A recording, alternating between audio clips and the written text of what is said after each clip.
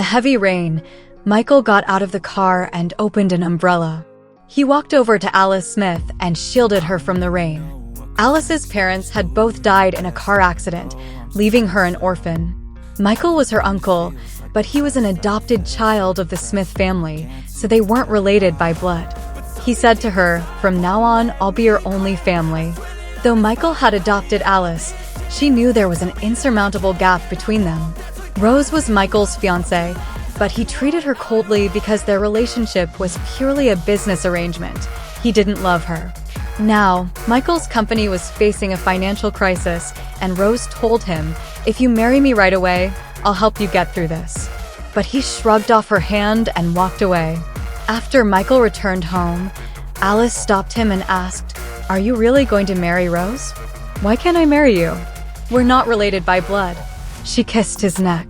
He was surprised and pinned her against the wall. He leaned in slowly but suddenly stopped. He loved Alice, but he didn't yet have the strength to protect her. He said to her, "Watch your behavior." Alice looked up at him, both sad and confused. The next day, just as Alice was about to enter Michael's office, Rose deliberately draped her arm around his neck in front of her. Alice's heart broke, and the lunchbox she was holding fell. Michael pushed Rose's hand away and said, "We're only in a business engagement. Don't go too far." Michael tried to stop Alice to explain, but she said, "What identity do you have to stop me, Uncle?" She pulled away from his hand and left. Soon after, Michael and Rose got engaged.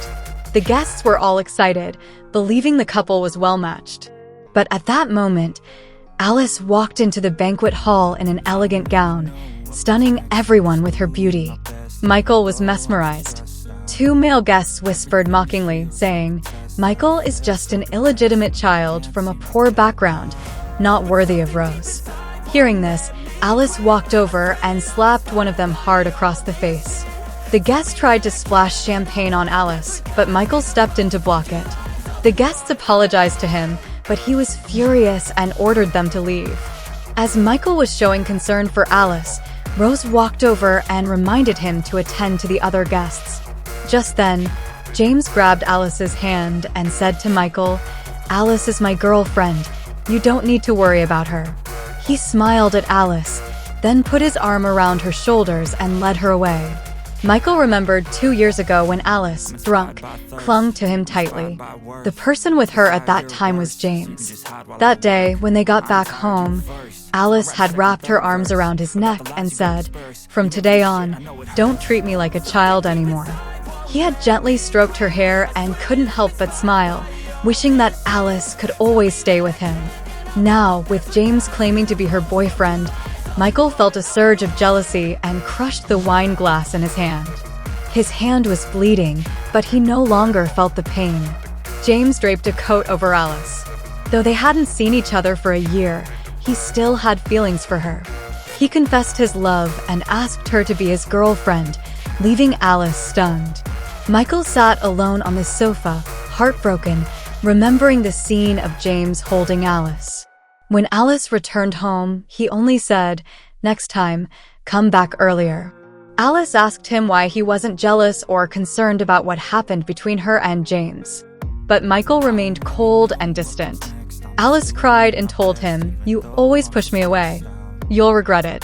In the following days, Michael noticed Alice and James meeting more frequently.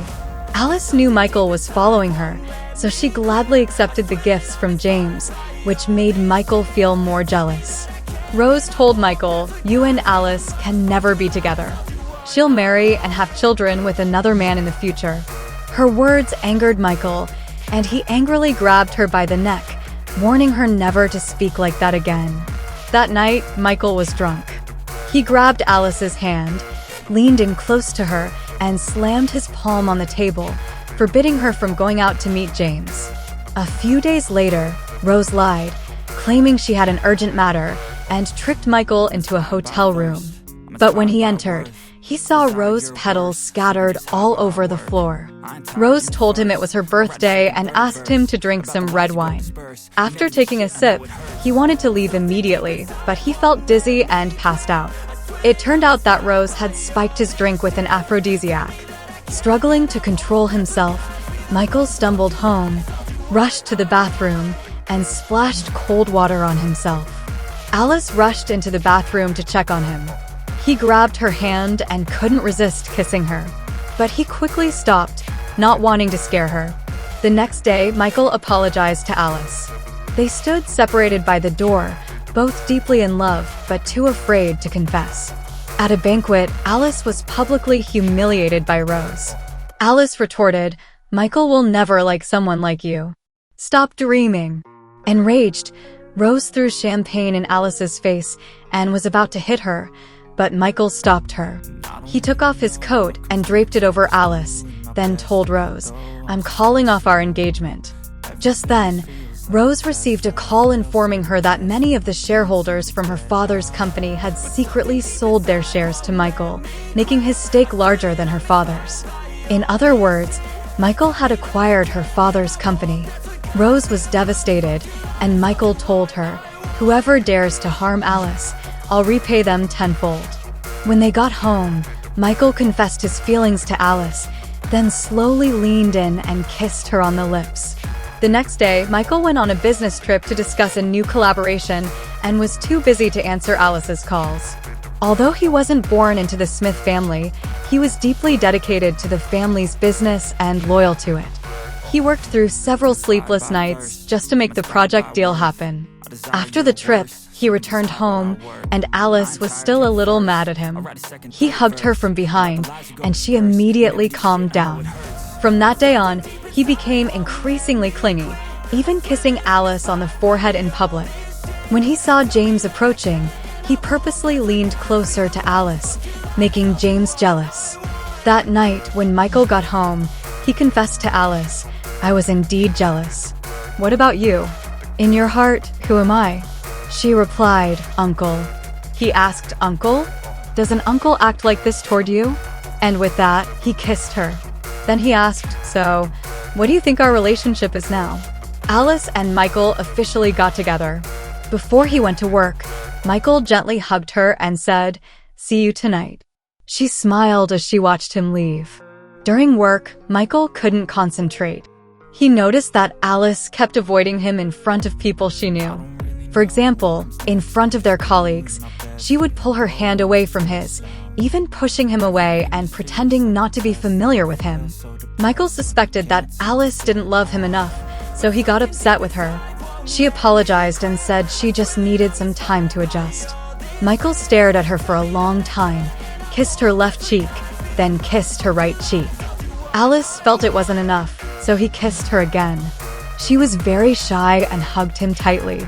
The next day at work, to show off their love, Michael changed his WeChat name to "Michael loves his girlfriend very much." His employees were all excited and began discussing it eagerly.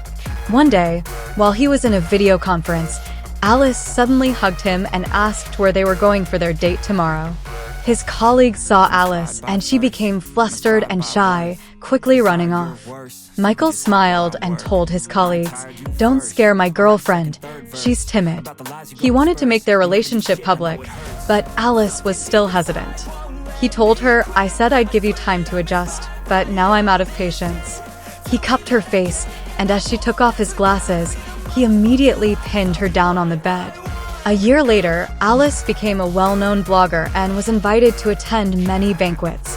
However, as she became more focused on her career, Michael felt neglected. To make it up to him, she canceled several events and said, "Now I just want to spend a few days with my dear husband." Michael finally smiled. He asked Alice if she had time the next day. She wrapped her arms around his neck and answered, "Yes." He said, "Then let's go get our marriage certificate, my wife." They exchanged a smile, and their eyes were overflowing with happiness.